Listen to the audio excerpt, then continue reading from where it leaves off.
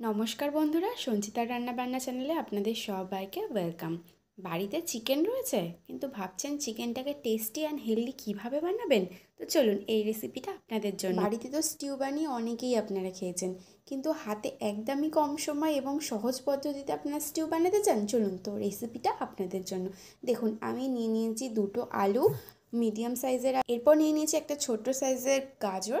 গাজরটাকে দেখুন ভালো করে দুদিকটা কেটে নিয়েছি এবং সুন্দর করে এইভাবেই ছুরির সাহায্যে আমি একটুখানি গাটা ঘষে নেব। এখানে আর অন্য কিছু দিয়ে ছোলার দরকার নেই, কারণ একটুখানি হালকা ছুলে নিলেই হয়ে যাবে যেহেতু গাজর।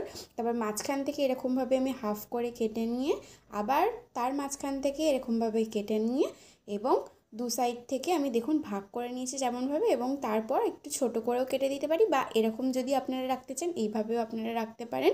দেখুন আমার গাজর কাটা রেডি। এইভাবে একটু পিস মতন করে আমরা রেডি করে নিয়ে নেবো গাজরটা।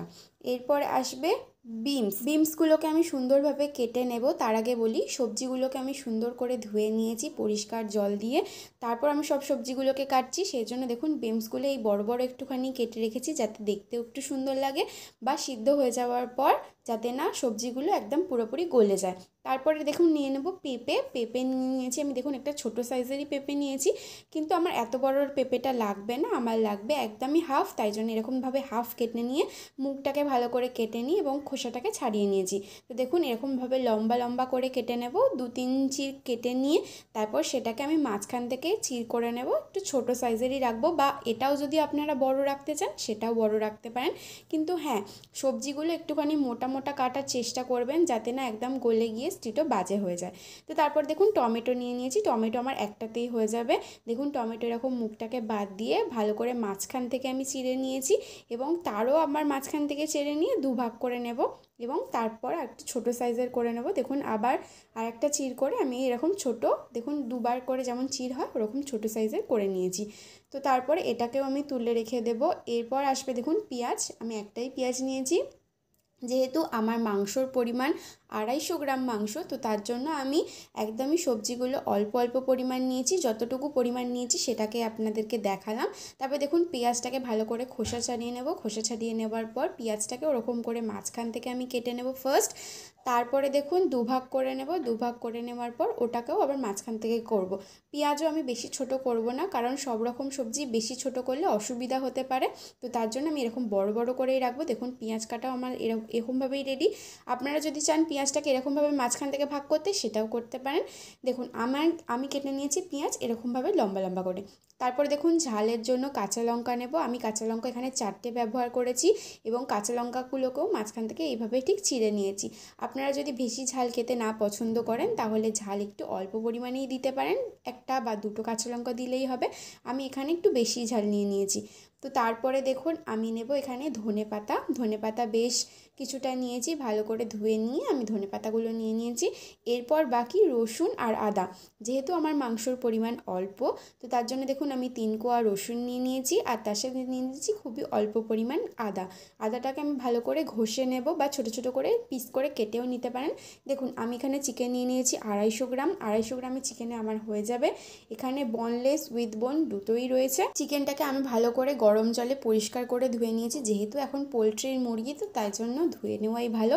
তো তারপরে প্রেশার কুকারে আমি দিয়ে দিয়েছি 1 চা চামচ বাটার, তার সাথে দিয়ে দিয়েছি রসুনটা আর পেঁয়াজটা আগেই দিয়ে দিয়েছি, কারণ একটুখানি ফ্রাই হবে, হালকা ব্রাউন কালার আসার পর আমি দিয়ে দেবো এখানে চিকেনটা আমার। দেখুন চিকেনটা আমি সব আস্তে আস্তে করে ছেড়ে দিচ্ছি।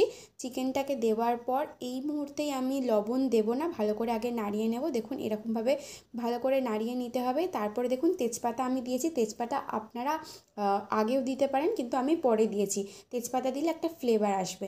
তারপরে দেখুন আমি সবজিগুলো একে একে সবই দিয়ে দিচ্ছি। ফার্স্টে দিয়ে দিয়েছি পেঁপে, তারপরে দিয়ে দিয়েছি বিনস, তারপরে আলুগুলো দিয়ে দিচ্ছি, তারপরে দিয়ে দেবো গাজর, তারপরে দিয়ে দেবো কাঁচা লঙ্কাও দিয়ে দেবো ঝালের জন্য, যেটা 4টে আমি কেটে নিয়েছি সেই কাঁচা লঙ্কাটা দেবো। দেখুন ভালো করে নাড়িয়ে নিতে হবে। এইভাবে নাড়িয়ে নেওয়ার পর দেখুন একটা ফ্লেভার আসবে। তারপরে আমি দিয়ে দেবো এখানে 1 চা চামচ লবণ, তারপরে দিয়ে দেবো কেটে রাখা টমেটো কুচি দেওয়ার পরও আমি ভালো করে দেখুন নাড়িয়ে নেব। এখানে আমার হালকা পরিমাণে, যেহেতু আমি একটু বাটারটা কম ইউজ করেছি, আপনারা চাইলে এখানে বাটার আরও বেশি ইউজ করতে পারেন বা সাদা তেলও ইউজ করতে পারেন। আমি পুরোটাই বাটার দিয়ে করব, যেহেতু আমি হেলদি করছি তাই জন্য পুরোটা বাটার দিয়ে করব।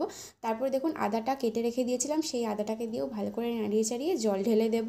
আমি পরিমাণ মতন জল দিয়েছি, মোটামুটি আমি 1 গ্লাসের মতন জল দিয়েছি, যেহেতু পরিমাণটা একটু বেশি আছে সব কিছু চিকেন আর সবজি মিলিয়ে, তাই জন্য 1 গ্লাস জলে আমার হয়ে গেছে।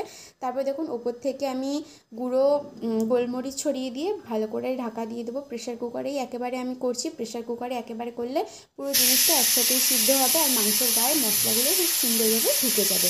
তারপর দেখুন আমি এখানে 3টে সিটি মেরে নিয়েছি প্রেশারে, যেহেতু চিকেনটা আমি আগে থেকেই গরম জলে ধুয়ে নিয়েছি, তো তার জন্য আমি 3টে সিটি মেরেছি। 3টে সিটিতে চিকেনও সিদ্ধ হয়ে যাবে, তার সাথে সবজিগুলো সব সিদ্ধ হয়ে যাবে। দেখুন তারপর আমার চিকেনটা কি সুন্দরভাবে সিদ্ধ হয়েছে। আমি একটা বোলের মধ্যে নিয়ে নিয়েছি 1 পিস আলু, 1 পিস চিকেন এবং সমস্ত এই যে গ্রেভিটা হয়েছে স্যুপটা, এটা পুরোপুরি নিয়ে নিয়েছি। আপনারা চাইলে এর মধ্যে একটুখানি কর্নফ্লাওয়ারগুলোও দিয়ে দিতে পারেন। কর্নফ্লাওয়ারগুলো দিলে স্টিউয়ের থিকটা আর একটুখানি মোটা টাইপের হবে।